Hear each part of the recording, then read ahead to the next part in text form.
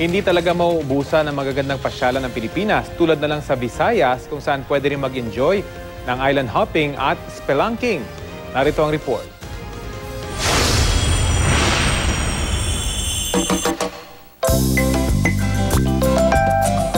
Sa tanawin pa lang, tiyak na mabubusog ka sa makikita mo sa bayan ng Marabot sa Samar.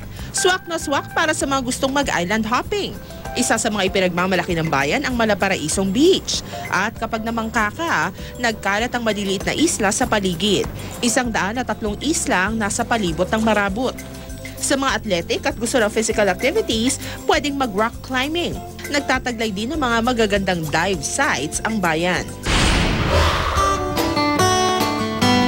Kaunting biyahe lang, pwede rin pasyalan ng bayan ng Taft sa Eastern Samar. Malaparaiso rin ang beach. Ilang minuto lang, mapapasyalan mo na ang mga katabing isla.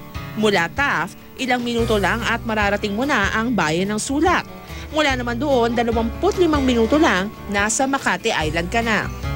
Doon, pwedeng mag-trekking sa Maisuwa Cave. Makikita roon ang kakaibang mga perlas. Kaunting lakad naman, mararating mo na ang Maharlika Waterfalls. Pagbalik sa Taft, pwede mong pasyalan ang Animal Rescue Center ng DENR. May mga cottage din para sa mga gustong mag-overnight sa resort. Tuwing pagpasok ng bakasyon, hindi lang summer destinations ang dinarayo ng mga turista sa Pilipinas, kundi pati mga pista. Bahagi na kasi ng kultura ng mga Pilipino ang pagdaraos sa makukulay na festival. Sa Tagbilaran City sa Bohol, ipinagdiriwang ang taunang Saulog Festival. Ibinida ng mga kalahok ang makukulay nilang costumes at props. Temang Under the Sea para swak daw sa mayamang karagatan ng lungsod na pinagpala ni Senyor San Jose.